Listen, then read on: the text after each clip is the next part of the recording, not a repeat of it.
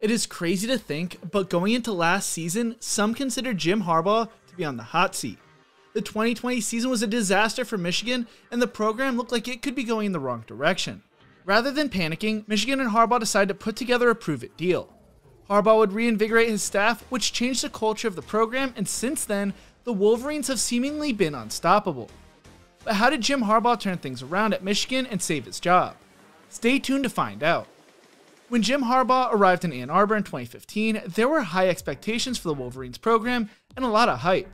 The expectations would only build after back-to-back 10-win seasons and a top 12 finish in the AP poll in 2015 and 2016, as well as another 10-win season in 2018.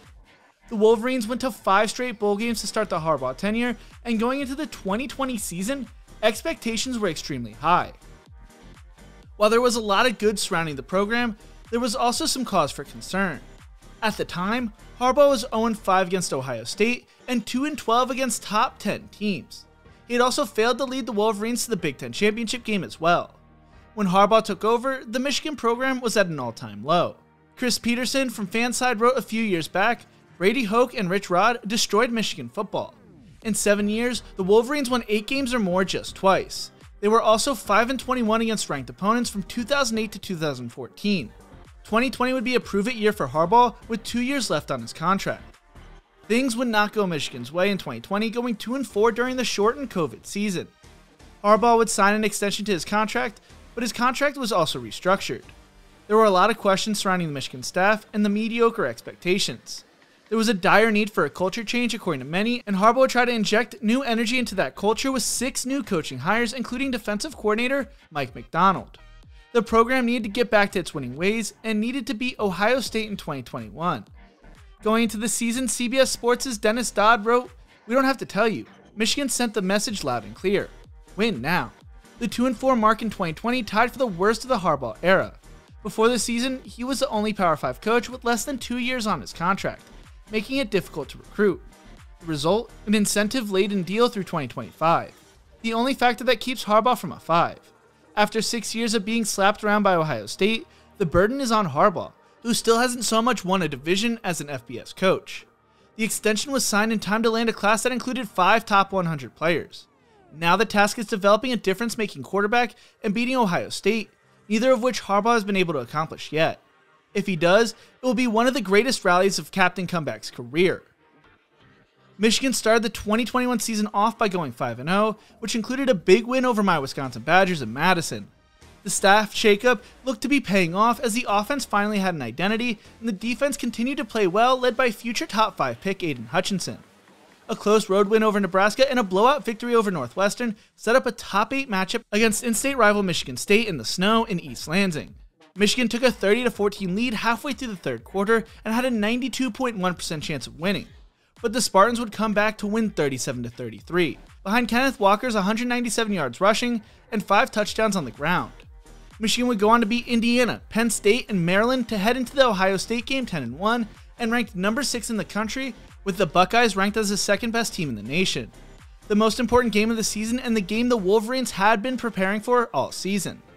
Former Michigan quarterback Kate McNamara told CBS Sports, "We've been playing these dudes really since January.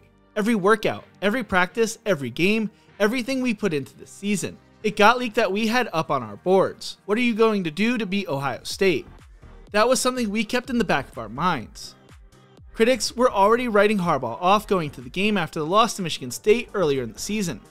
Going to the game, Ohio State looked unbeatable, being compared to the 2020 Alabama Crimson Tide. Yet Michigan came in ready to fight and would beat Ohio State for the first time since 2011, a streak that lasted 3,654 days. Michigan scored on the first 2 possessions of the second half to turn its anxiousness into a field storming in a snowstorm that raged into the night. Hassan Haskins rushed for 169 yards and 5 touchdowns on the ground, while Hutchinson had 3 sacks to bring his season total at the time to a program record 13 for the season, and the Wolverines won 42-27. While everyone partied in Ann Arbor that night, the season was not over, with the Wolverines needing to prepare for the Big Ten title game. They would blow Iowa out to win their first outright Big Ten title since 2003 and earned a spot in the college football playoffs. Unfortunately, the dream season would come to an end as the Wolverines lost to Georgia in the Orange Bowl 34-11. Going into the 2022 season, the story around Michigan was no longer whether Jim Harbaugh could lead the Wolverines to beat Ohio State and whether he was on the hot seat or not. No, it was whether the Wolverines could beat Ohio State again and make it back to the college football playoffs. Pete Futak from the College Football News wrote back in September, "The pressure is all on the Ohio State side," meaning Harbaugh gets a wee bit of a free pass for the first time in his era. He proved he could beat Ohio State, and he proved he could take Michigan to the big time. He proved it was really possible. Harbaugh needed to replace coordinators and needed to reload on offense, but the monkey was off his back and for the program. The Wolverines were expected to go into the Ohio State game 10-1 once again, according to season previews. Instead, Michigan would blow out Penn State and Michigan State at home and survived against Illinois, beating the Illini 19-17, heading into the game 11-0. Ohio State came into the game as 7.5-point favorites, but based off of public opinion, from what I picked up leading into the game, the expectation was that the Buckeyes would run away with the game. They had the revenge factor and were playing at home. The Wolverines were also without star running back Blake Corum. Ohio State came out strong and seemingly outplayed Michigan, but only went into the half up 20-17. The Wolverines would take the lead in the third and never looked back, blowing out the Buckeyes at home 45-23 behind J.J. McCarthy's 262 passing yards and 3 touchdowns through the air, and Donovan Edwards' 216 rushing yards and 2 touchdowns on the ground. After the game, a Wolverines defensive back grabbed a huge maize and blue flag and rushed with teammates to the Block O in the middle of the Ohio Stadium turf and placed the flag there, a lot like Baker Mayfield did back in the day after Oklahoma beat Ohio State.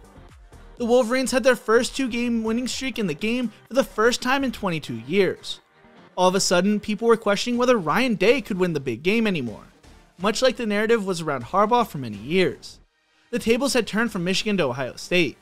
Michigan would win their second straight Big Ten title, beating Purdue 43-22, and will take on TCU in the playoffs as the second seed behind Georgia. I'm happy to say I am now working with Liquid IV, who sells amazing products. My favorite item of theirs is the energy drink mix, which gives me that extra boost with my now hectic work and travel schedule. Use my code jrobrien at checkout or the link in the description below for 15% off your purchase and free shipping. You will also be supporting the channel when doing so. Thank you again, Liquid IV. Jim Harbaugh is finally doing what Michigan fans expected him to do from the start when they hired their former quarterback back in 2015. The Harbaugh era is described almost perfectly by the Athletic's Stuart Mandel, a 3-play act. Act 1, come in hot and spend the first several years stuck in the close but not quite zone. Act 2, badly regress to the point of taking a 50% pay cut to justify the school even bringing him back.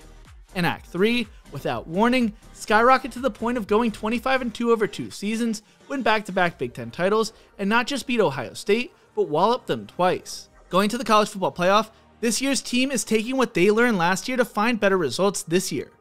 Brad Robbins told ML Live, "There was just so much uncertainty last year. It was unprecedented. It was a place we'd never been as a team. Granted, we obviously had great players last year, but going into this year confidently, knowing what the next steps are and what's going to happen next, it's going to benefit us immensely." Michigan and TCU kick off at 4 p.m. Eastern on New Year's Eve in the Fiesta Bowl. Jim Harbaugh saved his job last year and now cemented himself as one of the best coaches in college football. What do you think? Will Michigan turn itself into the next Big Ten powerhouse? Let me know in the comment section below. If you enjoyed this video, make sure to check out one of my other videos right here. Don't forget to leave a like and subscribe for more college football content. Thank you so much for watching. I could not be more thankful for y'all. You guys make this all possible for me, and as always, remember to embrace the grind.